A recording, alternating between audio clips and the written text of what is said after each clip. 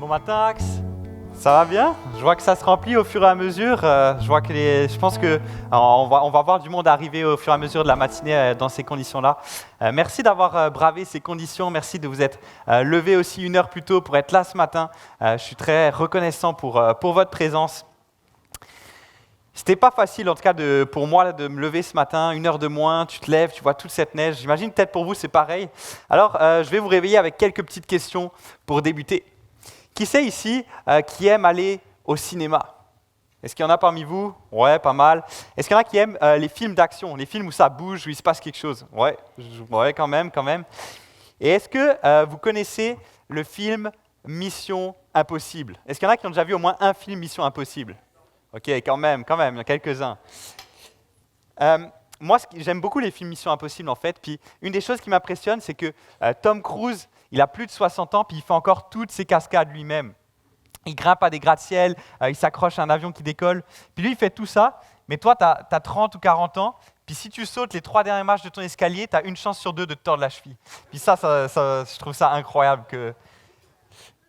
Et pour ceux qui ont déjà vu ces films Mission Impossible, à chaque fois, le film, il débute par le personnage principal, Ethan Hunt, qui reçoit un enregistrement audio qui dit toujours la même chose. Votre mission, si toutefois vous l'acceptez. Je pense que vous connaissez cette phrase-là. Et c'est justement le titre de mon discours ce matin. Votre mission, si toutefois vous l'acceptez. Parce que Dieu veut nous confier une mission, nous a confié une mission. Pas celle d'aller récupérer un diamant qui a été volé, mais celle d'annoncer la bonne nouvelle de ce que Jésus a fait pour nous. Celle de faire des disciples, c'est-à-dire des gens qui veulent décider de suivre Jésus. Et alors que dans Mission Impossible, le message audio, une fois qu'il est prononcé, il s'autodétruit, nous, le message qui énonce notre mission, il est conservé précieusement depuis 2000 ans dans la Bible. La Bible nous dit qu'une des dernières choses que Jésus a dit à ses disciples avant de retourner au ciel auprès de son Père, c'est « Allez et faites de toutes les nations des disciples. Baptisez-les au nom du Père, du Fils et du Saint-Esprit et enseignez-leur à mettre en pratique tout ce que je vous ai prescrit. » Dieu a donné à chaque croyant, à chaque chrétien, une mission qui est très précieuse, qui est extrêmement importante et je dirais même qui est vitale. Celle de partager la bonne nouvelle de Jésus et de faire des disciples. Dieu n'a pas dit « en passant, si tu as un peu de temps, fais des disciples. Et si jamais ça te tente un petit peu, là, tu as le goût de faire quelque chose, fais des disciples. Une fois que tu auras des grandes connaissances, que tu seras un chrétien mature, fais des disciples. » Non, ce n'est pas ce que Dieu a dit. En fait, peu importe que tu aies décidé de suivre Dieu, de donner ta vie à Dieu il y a 2 semaines ou il y a 30 ans, Dieu il nous invite tous à partager ce merveilleux message de l'amour de Dieu qui a changé notre propre vie. Et partager ce message, si tu es chrétien, ce n'est pas quelque chose qui est optionnel. Et mon discours ce matin, par ce discours, je vais en fait continuer la série dans laquelle on est en ce moment sur les actes des apôtres et qui s'intitule « Une église en action ». Parce qu'une église qui est en action, c'est une église qui fait des disciples. Et je sais que pour certains d'entre nous, quand je dis faire des disciples, il y a certains de nous qui se disent « Ouais, mais moi, j'ai pas les capacités pour faire ça. » Ou « Je ne sais pas comment faire des disciples, en fait. » Ça me paraît tellement difficile. Et c'est pour ça que ce matin, on va répondre ensemble à cette question. Comment faire des disciples? Et pour ça, on va étudier un passage dans les Actes, Acte 8, qui décrit la rencontre entre un homme qui s'appelle Philippe et un eunuque éthiopien, qui est en fait un des premiers Africains qui va se convertir et qui va se faire baptiser. Et ce récit va nous montrer 5 étapes pour faire des disciples. 5 étapes. Puis ces 5 étapes, ce n'est pas une recette miracle que je vais te donner pour faire des disciples parce qu'ultimement, on croit et on sait que c'est Dieu qui amène les gens à se convertir.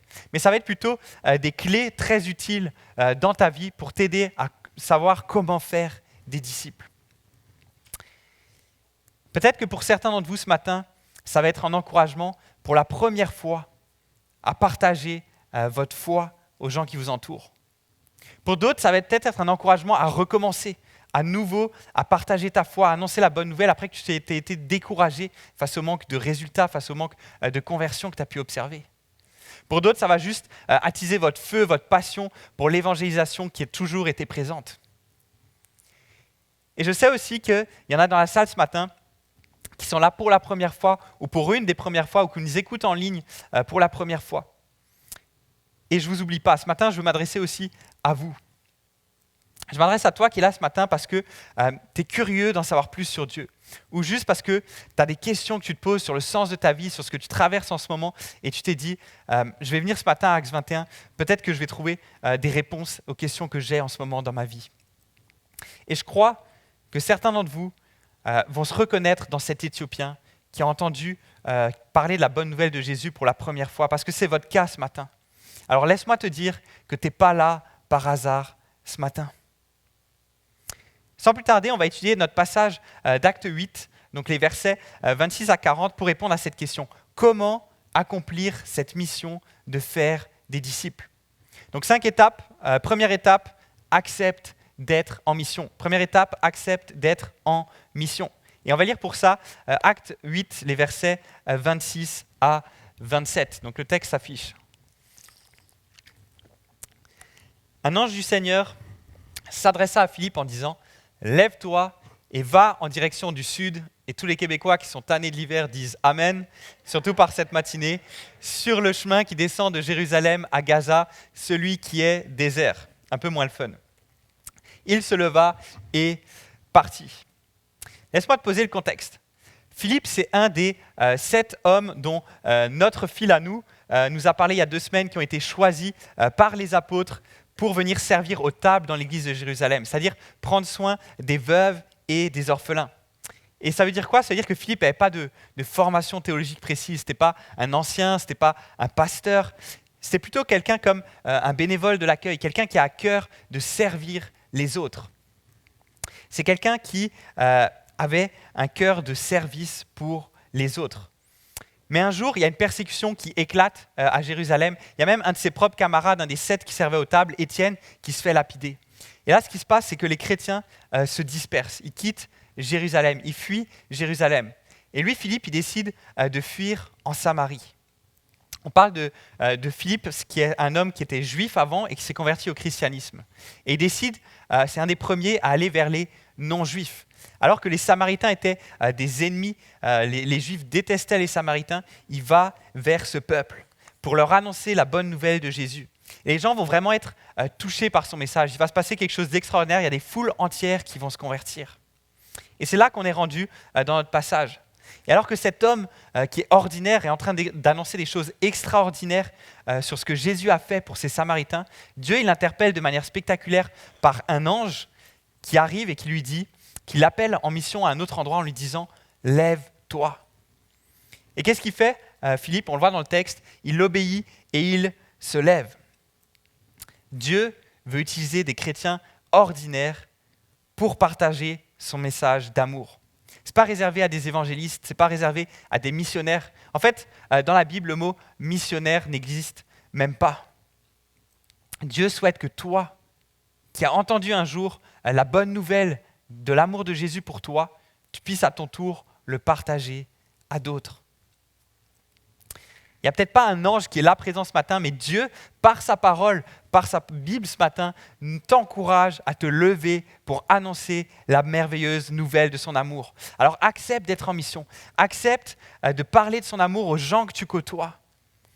La première étape, si tu veux voir des choses, si tu veux voir des conversions, si tu veux voir des choses bouger autour de toi, c'est la première étape, c'est d'être en action, c'est de se lever et d'accepter d'être en mission. Accepter cette merveilleuse mission que Dieu te confie de partager la bonne nouvelle à tes amis, à ta famille, à tes collègues, à tes voisins, lorsque des occasions se présentent.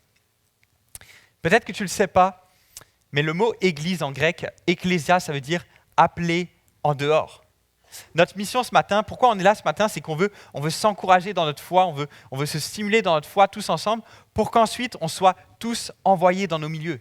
Pour être l'église dans notre maison, pour être l'église dans notre milieu de travail, dans notre quartier. C'est ça le but de l'église. Malheureusement, plusieurs d'entre nous, la réunion elle va se finir et notre corps va quitter cette salle.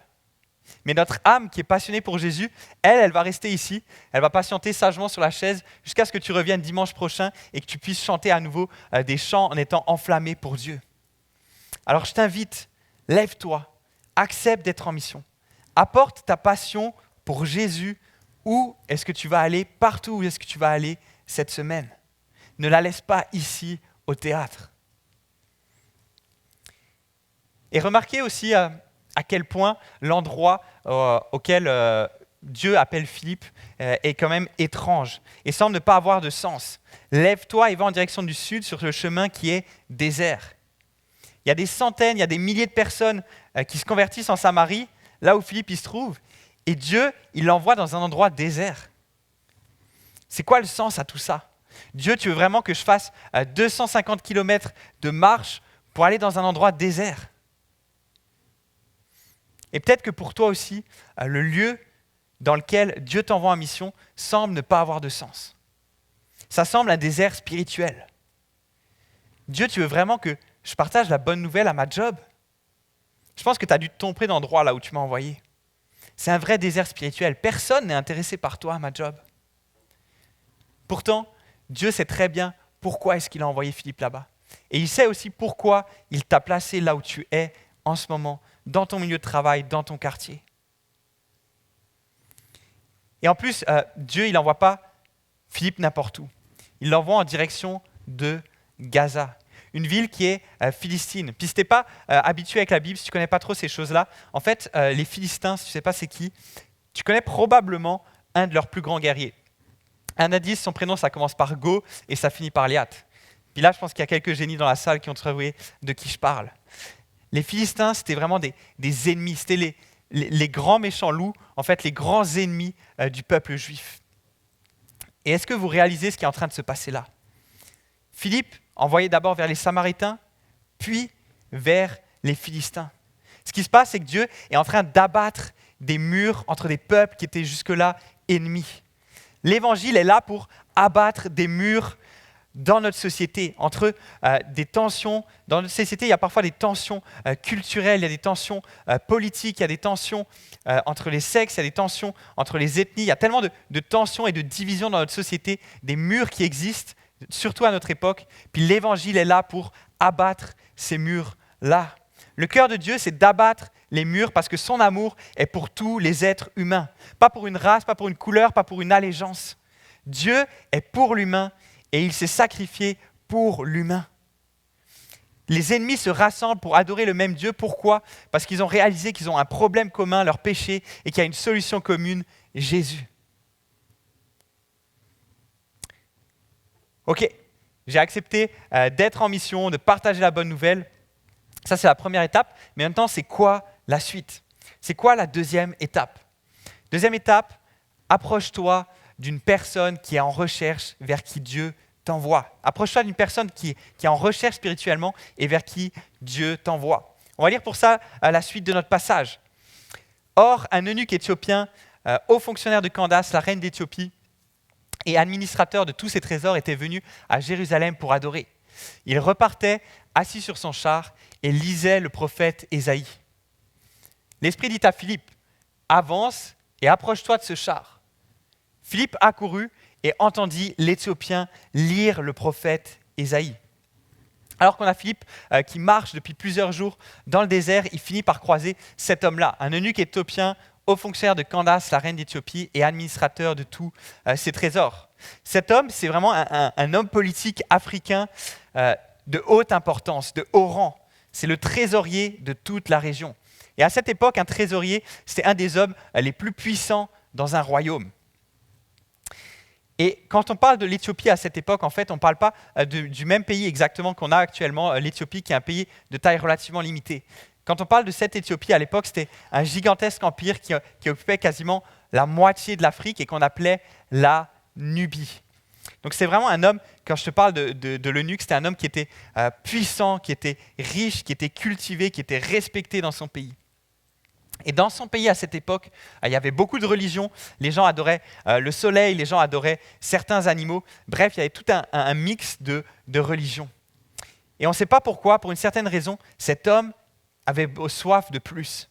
Il voyait tous ces dieux qui étaient adorés, les animaux, et il disait, il doit y avoir quelque chose de plus. Il doit y avoir un Dieu derrière tous ces animaux, derrière toute cette création. Et à ce moment-là, cet homme qui était curieux de connaître plus sur le Dieu des Juifs, c'était un homme qui était en recherche spirituellement.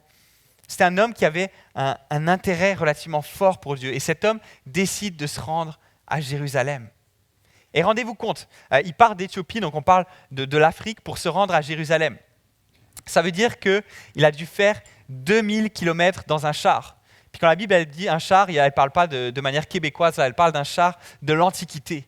Donc imaginez-vous 2000 kilomètres là-dedans, c'était environ 5 mois pour se rendre à Jérusalem, puis 5 mois pour revenir.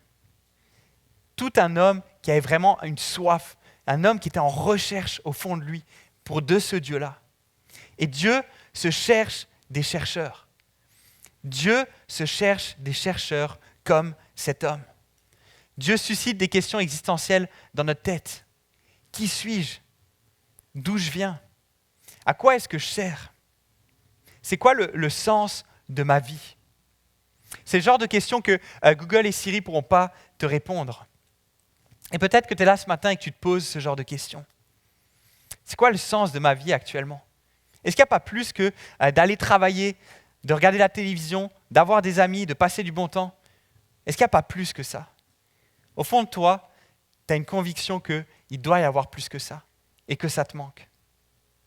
Et je veux dire que si c'est ton cas ce matin, si tu te poses ces questions-là, c'est Dieu qui les suscite en toi. Parce que Dieu veut que tu le cherches et Dieu veut que tu le trouves. Dieu se cherche des chercheurs. Mais cet homme était plus que juste un chercheur, qu'un homme en recherche. Ce texte nous dit aussi que c'était un eunuque. Les hommes au service d'une reine, à cette époque, étaient souvent castrés. Pourquoi? Parce que si tu allais travailler au palais, ils voulaient être sûrs que tu n'aies pas des idées fantaisistes, si tu vois ce que je veux dire. Ils se disaient, OK, on a une bonne idée pour pas que tu aies de mauvaises idées. Un peu radical comme bonne idée, mais c'est comme ça que ça se passait à l'époque.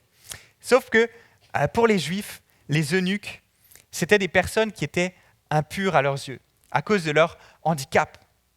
Ils étaient marginalisés et ils n'avaient pas le droit d'entrer dans le temple à Jérusalem. Donc imaginez notre cher ami éthiopien qui est dans son char, qui se tape 5 mois de trajet pour aller à Jérusalem, pour aller adorer ce Dieu-là dans ce temple.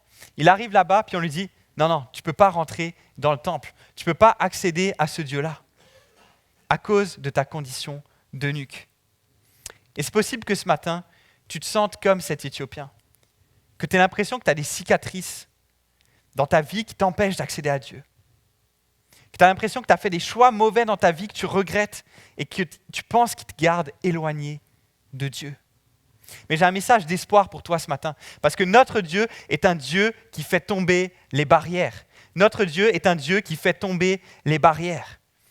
Le texte nous dit, il repartait assis sur son char et lisait le prophète Ésaïe. Plusieurs d'entre vous, vous aimez aller dans le sud, surtout quand vous voyez un temps comme ce matin. Pas à Gaza, mais plutôt à Cuba. Et quand on part en voyage, souvent on aime ramener un petit souvenir de notre voyage. Il y a plusieurs d'entre vous, vous achetez des petits magnettes, des petits aimants que vous allez coller sur votre frigo avec écrit Cuba dessus. Et l'eunuque, lui aussi, il s'est acheté un petit souvenir de son voyage. Il s'est acheté en fait un rouleau, ce qui est un livre de l'époque, sur le prophète Ésaïe. Alors qu'il s'est fait rejeter du temple, ça n'a pas mis fin à sa curiosité envers Dieu. Et il est dans son char et il lit à haute voix le souvenir qu'il vient de s'acheter. Parce que lire à haute voix, c'est souvent comme ça que ça se faisait à l'époque. Puis on ne sait pas exactement jusqu'où il a pu se rendre dans la lecture de son livre, mais il y a quelque chose de fantastique qui, moi, vraiment m'émerveille. C'est que dans ce livre-là qu'il a acheté en souvenir, Dieu prophétise en Ésaïe 56 qu'un jour, les eunuques et les étrangers viendront adorer Dieu à Jérusalem, qu'ils auront leur place dans le temple et qu'ils feront partie de son peuple. C'est une promesse extraordinaire d'intégration au peuple de Dieu, de ces personnes qui étaient jusque-là rejetées. Et ce message d'espoir, cette promesse incroyable, se trouve même dans le livre qu'il a ramené en souvenir de son voyage. Je vais vous lire cette prophétie d'Ésaïe, assez extraordinaire. Que l'étranger qui s'attache à l'Éternel ne dise pas « L'Éternel me séparera certainement de son peuple ». Et que l'eunuque ne dise pas « Je ne suis qu'un arbre sec ».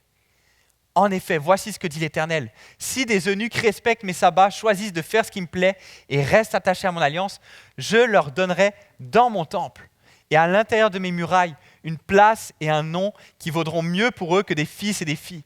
En effet, je leur donnerai un nom éternel qui ne disparaîtra jamais. Waouh! Ce texte est magnifique parce que c'est exactement ce qui va se passer dans la suite de ce passage. Dieu va donner un nom éternel à cet homme qui vaut mieux que toute chose et il va l'intégrer à son peuple, à sa famille. Et c'est ce que Dieu veut faire pour toi ce matin. Dieu se tourne vers les personnes rejetées, les personnes qui ont des cicatrices dans leur vie et il les invite à faire partie de son peuple, de sa famille. Il leur donne un nom merveilleux et éternel. C'est vraiment quelque chose de magnifique. Qu'est-ce que ces versets nous apprennent sur la manière de faire des disciples? Les versets précédents qu'on était en train de lire dans Acte 8. Ils nous montrent que Dieu travaille dans le cœur des personnes avant même qu'on leur partage la bonne nouvelle. C'est Dieu qui suscite la curiosité des gens. C'est Dieu qui les amène à une recherche spirituelle. Et c'est vers ces personnes que Dieu veut nous envoyer. Comme il l'a fait avec Philippe. On peut peut-être remettre la slide précédente. Le verset 29, quand l'Esprit dit à Philippe, « Avance et approche-toi de ce char ». Dieu savait qu'il était en train de travailler dans la vie de cet homme et voilà pourquoi il l'a envoyé là-bas. Dieu, il ne veut pas seulement que tu sois en mission pour lui. Dieu, il veut que tu sois en mission avec lui. Dieu ne te dit pas, « Allez, let's go, va partager la bonne nouvelle et bon courage mon ami, débrouille-toi ». Non, ce n'est pas comme ça que Dieu est. Dieu, il veut nous parler par son Saint-Esprit pour nous guider dans sa mission. Par son Saint-Esprit, Dieu veut nous donner la conviction d'aller aborder telle personne, d'aller parler à telle personne. Il veut nous donner une phrase pour une autre personne. Il veut même donner à certains d'entre vous une vision. En fait, Dieu veut être en mission avec nous et il veut nous guider dans cette mission. Sais-tu que le Saint-Esprit veut s'adresser à toi? Est-ce que tu es à l'écoute de qu'est-ce qu'il veut te dire? Parce qu'il veut te guider dans la mission de partager la bonne nouvelle. Et c'est le cas encore aujourd'hui. Ce n'était pas juste à cette époque. Dieu encore veut nous diriger dans la mission et nous envoyer vers des personnes qui sont en recherche, des personnes qu'il a déjà commencé à préparer le cœur.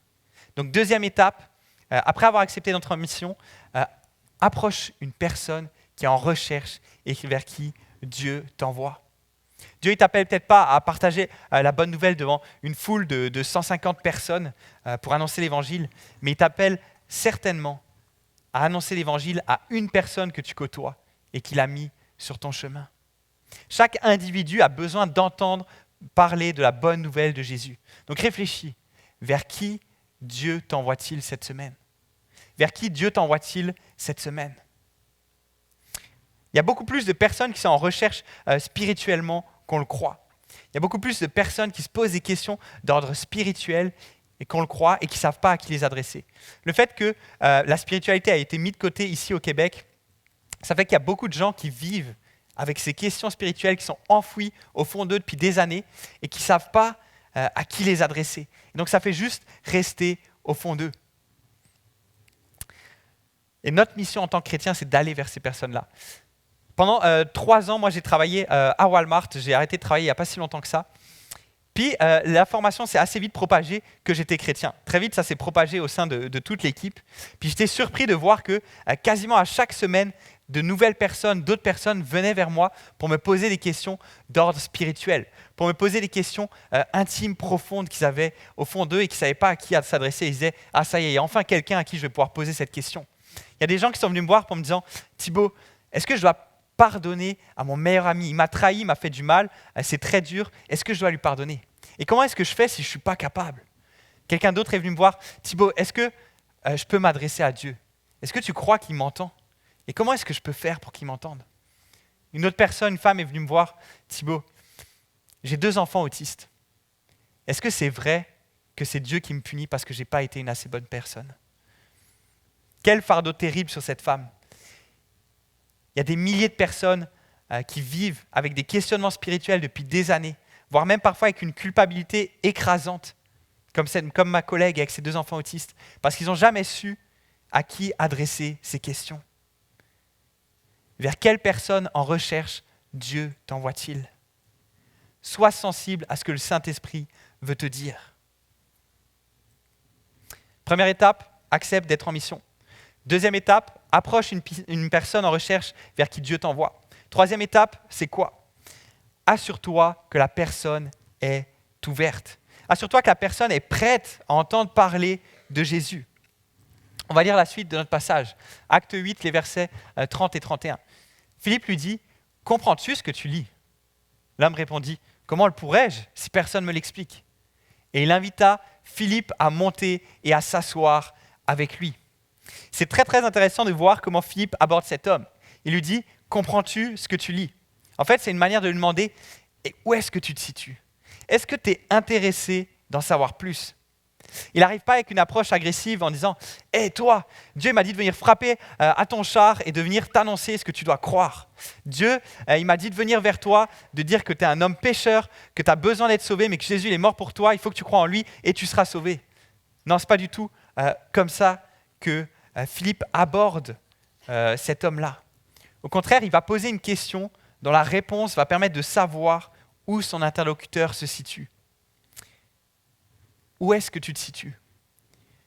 Peut-être que dans sa réponse, l'Éthiopien va juste dire « Écoute, j'ai 5 mois de trajet à tuer devant moi, je ne sais pas quoi faire et puis j'ai rien d'autre de mieux à faire que de lire ce souvenir que j'ai ramené. » Mais ce n'est pas ce que l'eunuque dit.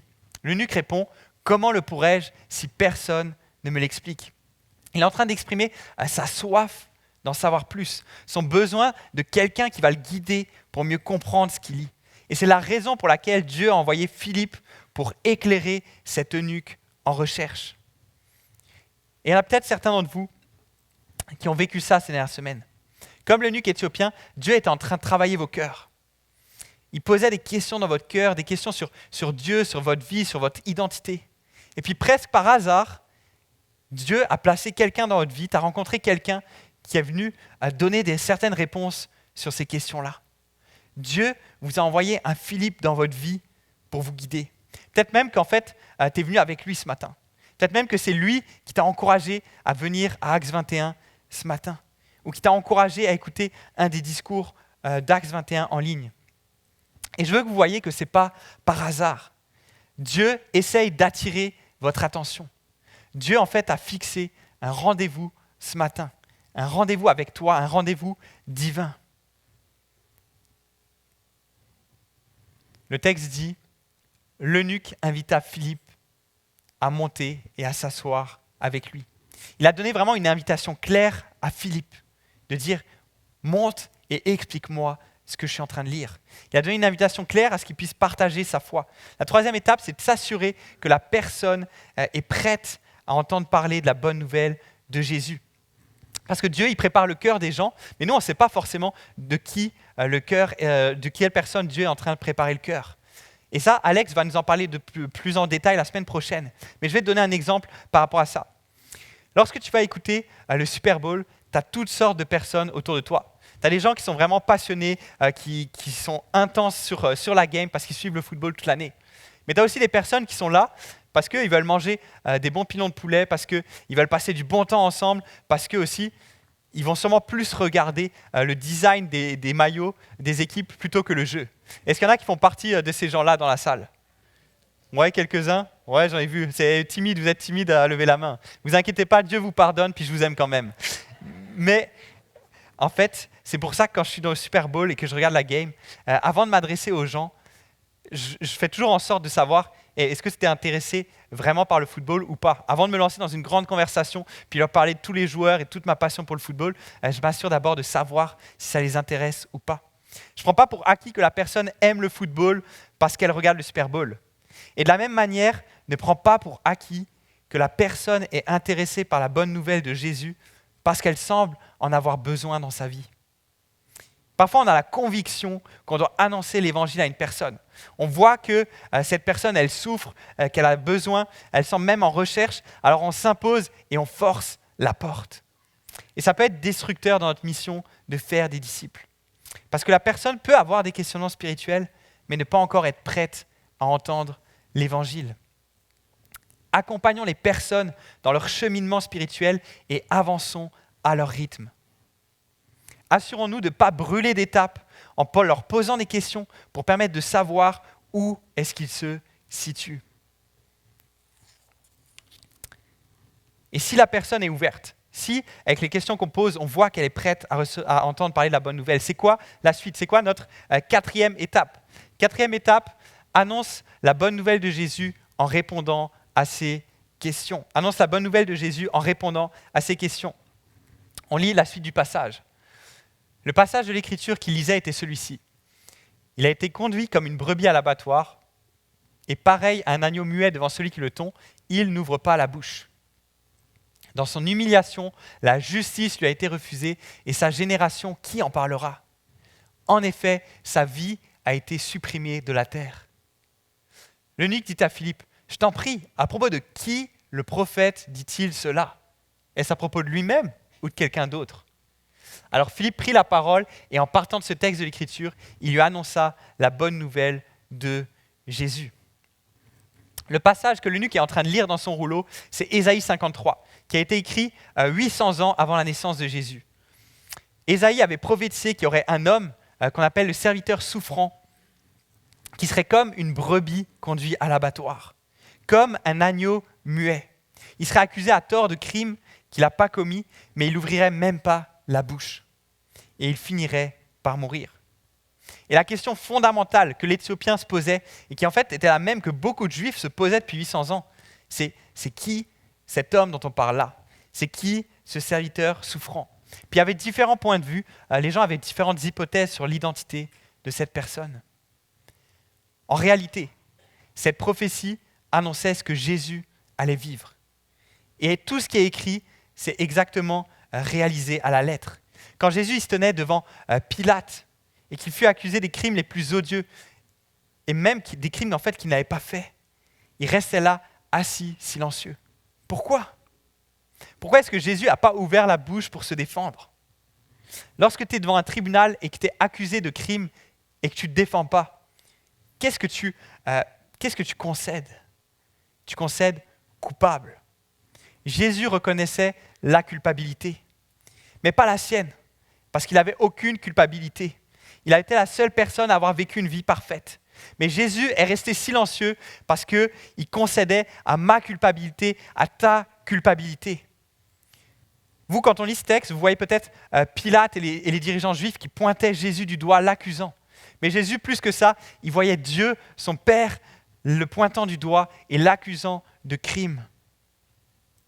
Et Jésus a gardé sa bouche fermée. Pourquoi ? Parce qu'il savait qu'il fallait qu'il soit battu, puni et mis à mort pour notre péché, pour qu'on soit sauvé. Que c'était la seule solution pour que toi et moi, on puisse sauver. Alors il a décidé de rester silencieux. Jésus est mort comme un agneau. Peut-être que pour toi, cette image, elle ne te dit rien. En fait, les agneaux à l'époque, c'était des animaux sacrificiels. Chaque père de famille, une fois par an, il se rendait au temple avec un agneau et il amenait cet agneau-là sur l'autel et il confessait tous les péchés qu'il avait fait au cours de l'année, que lui et sa famille avaient fait au cours de l'année. Il confessait ses péchés et de manière symbolique, en fait, tous ces péchés étaient mis sur cet agneau-là. Et alors que le prêtre tranchait la gorge de cet agneau, en fait, c'était une symbolique pour dire que Dieu pardonnait ses péchés, que l'agneau prenait tous ces péchés-là et que par la mort de cet agneau, ses péchés étaient pardonnés. Et en fait, c'était une image pour symboliser quelque chose de beaucoup plus grand. Ça symbolisait Jésus qui était cet agneau qui est mort à ma place, qui est mort à ta place pour toutes les choses mauvaises que tu as pu dire, que tu as pu commettre, que tu as pu faire et que tu feras encore. Et les théologiens appellent ça l'expiation substitutive. Cette mauvaise nouvelle pour Jésus, ce destin tragique, cruel qu'il a dû subir, c'est en fait devenu une merveilleuse nouvelle pour toi et pour moi. On n'a plus besoin de gagner notre salut en faisant des bonnes actions, en étant une bonne personne, parce que Jésus a déjà payé pour ça et nous sommes déjà sauvés par sa mort et sa résurrection. Parce que Jésus n'est pas seulement mort, ce n'est pas seulement un agneau qui a été sacrifié, mais il est aussi ressuscité et il est vivant. De manière plus simple, voici l'évangile en 4 mots. Jésus a ma place. Jésus a vécu la vie que j'étais censé vivre et il est mort de la mort que j'étais censé subir. Et c'est ça l'évangile. Jésus a ma place. L'évangile déclare que Jésus a fait tout le nécessaire pour nous sauver. Il n'y a plus besoin d'être une bonne personne, il n'y a plus besoin de faire de bonnes actions pour être sauvé. Et c'est ça la bonne nouvelle de Jésus quand il a écrit au verset 29 que Philippe prit la parole et en partant de ce texte de l'Écriture, il lui annonça la bonne nouvelle de Jésus. C'est ça que Philippe a annoncé à l'eunuque. Remarquez aussi dans ce dernier verset qui est affiché, il y a écrit « Alors Philippe prit la parole. Dans le texte plus littéral, c'est « alors seulement Philippe ouvrit la bouche ». Remarquez à quel point il prend du temps avant de se mettre à parler. Il prend d'abord le temps d'écouter les questions de l'eunuque. Philippe, il nous démontre l'importance de l'écoute dans l'évangélisation. Et par la suite, il ne partage pas la bonne nouvelle d'une manière standardisée, de manière toute faite, qu'il avait préparée à l'avance et qu'il allait délivrer à l'eunuque. Non, au contraire, il annonce l'évangile à partir des questions de l'eunuque, en montrant à quel point Jésus répond à ces questions-là. On peut passer à la diapo suivante. C'est Francis Schaeffer, un célèbre pasteur, un célèbre théologien du XXe siècle qui a dit cette phrase suivante. « Si je dispose que d'une heure avec quelqu'un, je passerai les 55 premières minutes à lui poser des questions et à découvrir ce qui préoccupe son cœur et son esprit. Puis dans les 5 dernières minutes, je partagerai quelque chose de la vérité. » Soyons sensibles, soyons à l'écoute des questionnements des personnes en recherche. C'est en connaissant leurs questions, c'est en connaissant leurs luttes, leurs craintes, leurs espoirs, qu'on peut montrer la pertinence de l'évangile pour eux. Apprenons à adapter notre annonce de l'évangile en fonction de la personne à qui on s'adresse, à qui on adresse, parce que la bonne nouvelle, c'est pas juste, en fait, la bonne nouvelle de Jésus, c'est pas juste une belle histoire. C'est une réponse concrète et réelle aux problématiques de nos vies. La bonne nouvelle de Jésus, c'est pas juste une belle histoire, c'est une réponse concrète et réelle aux problématiques de nos vies. Je ne sais pas si certains d'entre vous connaissent ce livre-là. Parlez-vous couramment l'Évangile? Est-ce qu'il y en a certains qui ont déjà entendu parler de ce livre? Ouais, quand même, quelques-uns. Je vous encourage vraiment, si jamais tu ne l'as jamais lu, je t'encourage à lire ce livre qui est excellent, qui est très pratique, très abordable et qui énonce justement comment partager l'Évangile de manière pertinente aux autres, mais aussi à nous-mêmes. Et il y a justement tout un chapitre sur l'importance de l'écoute dans l'évangélisation. Et je vais vous lire une partie de ce chapitre-là, en fait, quelques phrases qui sont vraiment marquantes. Voici ce que dit l'auteur de ce livre. Notre travail consiste à témoigner de l'œuvre de Jésus dans nos vies, tout en écoutant attentivement les autres, afin de savoir comment appliquer les vérités de Jésus aux aspirations de leur cœur. Nous devons les amener à Jésus afin qu'ils puissent répondre à leurs besoins uniques et combler leurs aspirations intimes. Pour y parvenir, nous devons ralentir, apaiser nos âmes, poser des bonnes questions qui font ressortir le fond du cœur et écouter. L'importance d'écouter et d'être sensible aux questions des gens à qui on veut adresser la bonne nouvelle. Comment faire des disciples? Philippe nous a montré que la 4e étape qui est centrale, c'est d'annoncer la bonne nouvelle de Jésus en répondant aux questions de la personne. Et j'invite les musiciens à me rejoindre alors qu'on va se diriger vers la 5e et dernière étape sur comment partager l'évangile, sur comment faire des disciples. La dernière étape, après avoir partagé l'évangile à cette personne, c'est de l'accompagner au baptême. Accompagne cette personne au baptême. On va lire la fin du passage. Comme ils continuaient leur chemin, ils arrivèrent à un point d'eau. L'eunuque dit, « Voici de l'eau. Qu'est-ce qui empêche que je sois baptisé ?» Philippe dit, « Si tu crois de tout ton cœur, cela est possible. » L'eunuque répondit, « Je crois que Jésus-Christ est le Fils de Dieu. » Il fit arrêter le char. Philippe et l'eunuque descendirent tous les deux dans l'eau et Philippe baptisa l'eunuque. Quand ils furent sortis de l'eau, l'Esprit du Seigneur enleva Philippe et l'eunuque ne le vit plus. Il poursuivit sa route tout joyeux. Philippe se retrouva dans Azote, puis il alla jusqu'à Césarée en évangélisant toutes les villes par lesquelles il passait. Immédiatement après que l'eunuque ait entendu cette bonne nouvelle, il décide d'y croire. Il décide de croire que Jésus est le Fils de Dieu et qu'il est mort à sa place et de placer sa confiance en Jésus. Que faire pour être sauvé? Que faire pour vivre une vie éternelle et heureuse auprès de Dieu? En fait, tu n'as rien besoin de faire, tu n'as rien besoin d'accomplir, parce que Jésus a déjà tout fait. Tout ce que tu as besoin, c'est de croire au fait que Jésus est mort pour toi et qu'il est ressuscité. Et à ce moment-là, tout ce qu'il a accompli deviendra tien. En réalité, accéder au salut, c'est très simple. C'est comme s'asseoir sur une chaise. Cette chaise-là symbolise ce que Jésus a fait pour nous. Le fait qu'il soit mort pour nos péchés. Et en fait, le salut, ça consiste tout simplement à venir sur cette chaise et s'asseoir, se confier, se reposer sur ce que Jésus a fait. Actuellement, vous avez tous décidé de ne plus vous reposer sur vos jambes qui sont fatiguées, mais de vous asseoir sur ces chaises-là.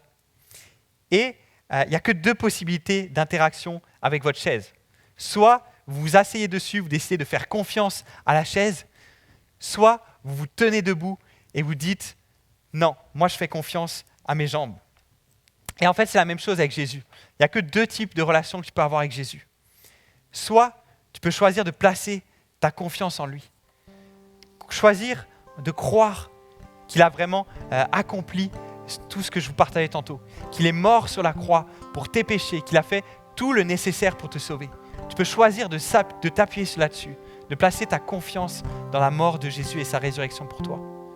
Ou alors, tu peux choisir de rester debout et de dire « Non, moi, par mes propres efforts, je vais être assez juste par mes propres actions pour être accepté par Dieu. » Tu n'as que 2 possibilités.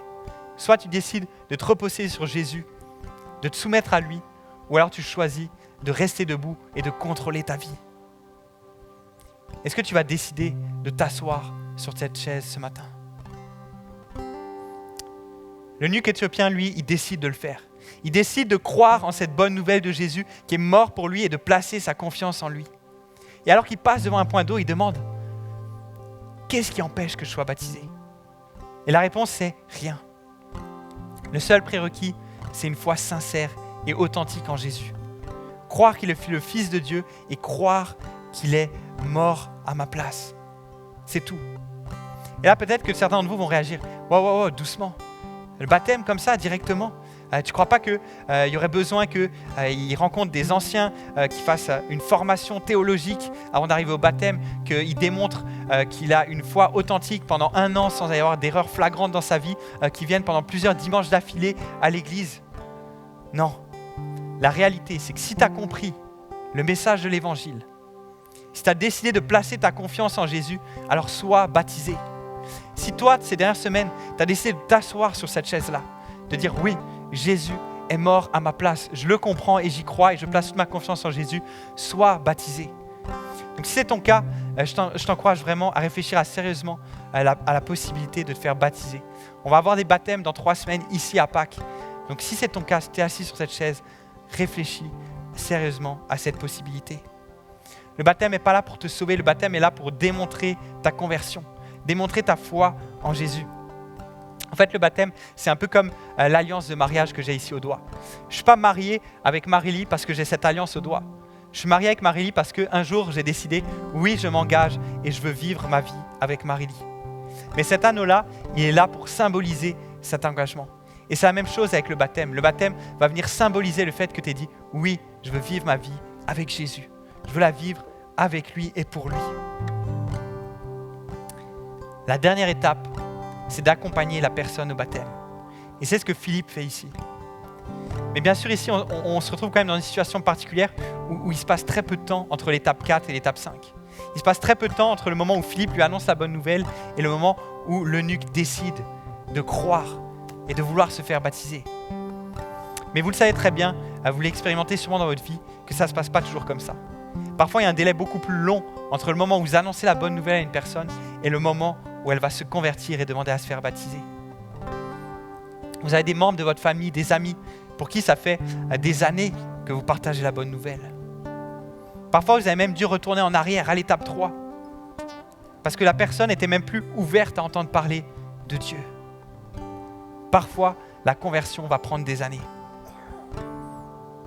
Et nous, ça nous arrive parfois de dire « Mais moi, je n'ai pas des années.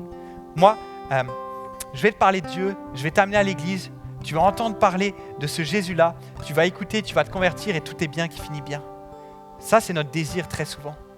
Mais Dieu ne marche pas de même. Dieu marche sur le relationnel et sur le long terme. Gardez confiance en Dieu. Chaque personne est précieuse à ses yeux et c'est sa mission, c'est son œuvre d'amener des personnes à la conversion, pas la vôtre. C'est l'œuvre de l'Esprit de convertir, de convaincre de justice, de péché et de jugement. Vous êtes juste comme Philippe, des outils très utiles dans la main de Dieu pour accompagner des personnes dans la découverte de Dieu.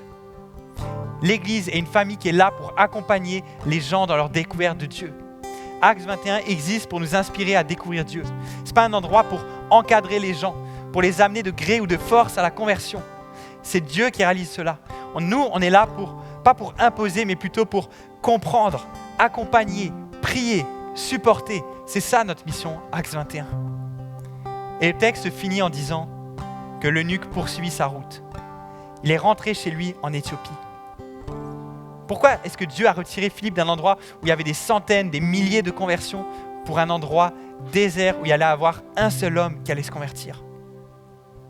La conversion de cet homme politique, influent, puissant, allait permettre que la bonne nouvelle de Jésus se répande dans tout un pays. Qui plus est, un pays qui est relativement éloigné, que certains considéraient comme le bout de la terre. Certains considéraient que l'Éthiopie était l'extrémité sud de la terre. Et vous vous souvenez ce que dit Actes 1:8 ? Mais vous recevrez une puissance lorsque le Saint-Esprit viendra sur vous. Et vous serez mes témoins à Jérusalem, dans toute la Judée, dans la Samarie et jusqu'aux extrémités de la terre. Avec la conversion de cet eunuque, c'est le début de l'annonce de l'Évangile jusqu'aux extrémités de la terre. Et plusieurs historiens racontent que c'est par cet eunuque éthiopien qui a été un missionnaire dans ce pays et qui a implanté la première église. C'est par lui que l'Évangile s'est répandu en Éthiopie. Est-ce que ce n'est pas extraordinaire ? Avant même qu'il y ait les premiers chrétiens blancs, qu'il y ait les premiers chrétiens européens, il y avait une communauté chrétienne en Afrique. Tout ça pourquoi ? Tout ça par la conversion d'un seul homme sur un chemin désert. Tout ça parce que Philippe a accepté la mission que Dieu lui a confiée. Actes 21, Dieu nous a confié, à chacun d'entre nous, la mission de partager la bonne nouvelle de Jésus. Et ce message, il est merveilleux, il est fabuleux, il est magnifique. Il n'y a pas de message plus beau à proclamer, à annoncer, à partager. Il n'y a pas de chose plus belle à annoncer parce que ça peut changer la vie d'une personne, ça peut même changer sa destinée éternelle. Il n'y a pas de plus beau message. Actes 21, laissez-moi vous dire que la seule chose que vous pouvez faire ici sur terre et qui aura un impact éternel, c'est de partager la bonne nouvelle à quelqu'un et l'amener à Jésus. C'est la seule chose que tu pourras faire ici sur terre et qui aura un impact éternel. Actes 21, votre mission, si toutefois vous l'acceptez, c'est de faire des disciples. En acceptant d'être en mission, en approchant une personne en recherche vers qui Dieu vous envoie, en s'assurant qu'elle est ouverte, en annonçant la bonne nouvelle, en répondant à ses questions et en l'accompagnant au baptême. Acceptez-vous cette mission? Je vous invite à vous lever, on va finir en priant ensemble.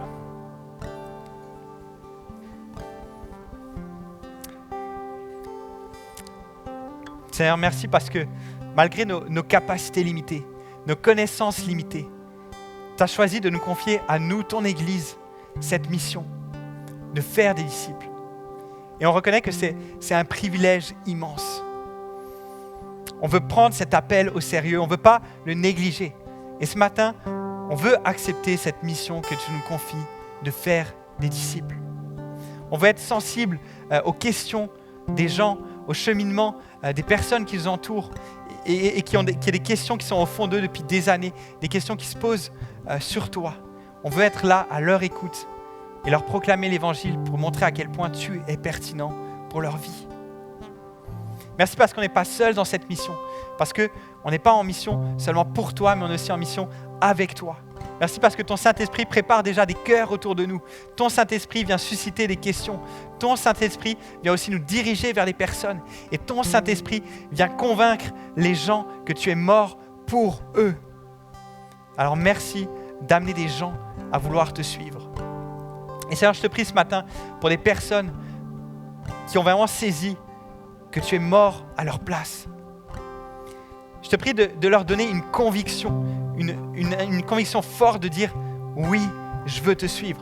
Oui, Seigneur, ce matin, je veux m'asseoir sur cette chaise-là. Je veux te faire confiance. Je veux plus faire confiance dans mes propres capacités, mais je veux faire confiance dans ta mort et ta résurrection. » Seigneur, on te prie qu'il y ait un avant et un après dans la vie de personnes qui sont là ce matin et qui écouteront ce message en ligne. Seigneur, ce matin, tu veux venir sauver des personnes. Et ce matin, Jésus, On veut déclarer qu'on t'aime. Et on veut déclarer qu'on veut te suivre et qu'on veut accepter ta mission, quoi qu'il en coûte. C'est au nom précieux de Jésus que j'ai prié. Amen. Matin Axe, on continue en louange.